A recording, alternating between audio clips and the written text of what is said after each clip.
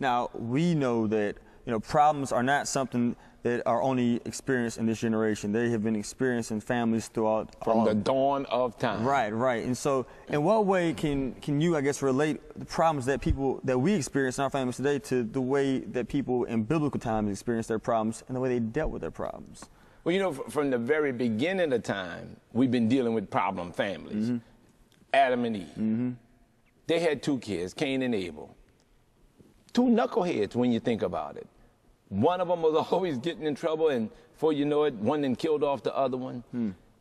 So right away from the foundation of families, we knew there were going to be problems. I even tell folk, when they complain that they got problem with their kids.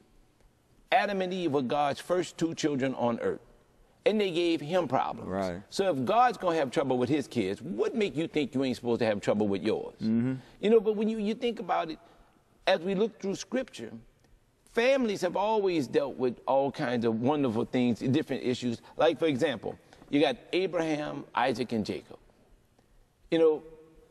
As you look at how they progressed in the journey, the key was that each of them had to be a strong father figure for their families. That's why we followed that whole line, that whole lineage, to make sure that we were walking in the right path. But when Moses came along, Moses and, he had his sister Miriam and his brother Aaron.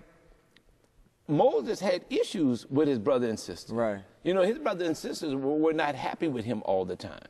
There were times, Moses married a woman who was not of the family line, not of the right people. And Miriam and Aaron began to complain about it, to the point where Miriam got struck with leprosy or some flesh disease. And it was because God was like, wait a minute, girl, what are you fussing about? Miriam didn't have an issue with Moses getting married. Right. It was who he married that she had an issue with. But when you keep looking through Scripture, you keep looking down the road, you see that time and time again, there are great examples of solid families. And then, of course, there are examples of folk who really didn't understand what it meant to be family.